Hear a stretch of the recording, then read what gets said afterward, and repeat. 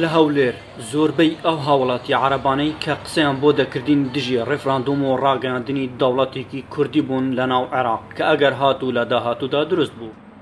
بەشێک لەو ئاوار عەرەبانەی کە ئێستا لە هەولێر دەژین کاتێک ناوچە و ماڵەکانیان کەوتنە ژێردەستی چەکدارانی داعش، هێزەکانی پێشمەرگە ناوچەکانیان بۆ ڕزگارکردن، بەڵام دژی دروستبوونی دەوڵەتێکی کوردین و هەروەها سوپاس و ستایشی حەشدی شعبیان دەکرد. نشكر الحكومة المركزية. ئێمە سوپاسی حکومەتی ناوەند دەکەین، سوپاس بۆ هێزە ئاسایشەکانمان و حەشدی شعبی و هەروەها سوپاس بۆ مەرجەعیەت. ئێمە براین و یەک دەوڵەتین و یەک حکومەت و یەک گەلین.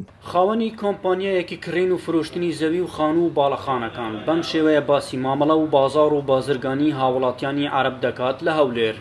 شوقەکی زۆر بە ڕێژەکی بەرچاو مستەسمیری زۆر زەخم هاتە هەولێرێ بە تایبەت شوقەی کڕیا و لۆ ئێستا و لۆ پاشە ڕۆژیش داینایە کە ئیستیسمار بەو شتانە بکەوە زیاتر برا عەرەبەکان ڕوویان لە هۆتێلیش کردیە کە دەزانن جێگەکی سیاحیە هەرێمی کوردستان، هوتێلی یعنی هوتێلی زۆر دەکڕن بە ئیجار دەدەنیان بە خۆیان ئیدارەی ئەو هۆتێلانە دەکەن.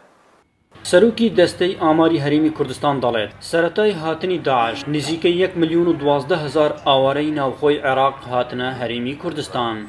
دەستپێکردنی هاتنی داعش بۆ ناو عێراق و بە تایبەتی لە پارێزگای ئەمبارەوە کە دەستی پێکرد ژمارەی ئەو ئاوارانە کە گەشتبوون بۆ هەرێمی کوردستان تاوەکو ناوەڕاستی ساڵی 2015 نزیکەی 1,012,000 نەفەر بوو. طبیعی لەو 1,012,000 کەسە نزیکەی 400,000یان کوردی ئێزیدی بوو.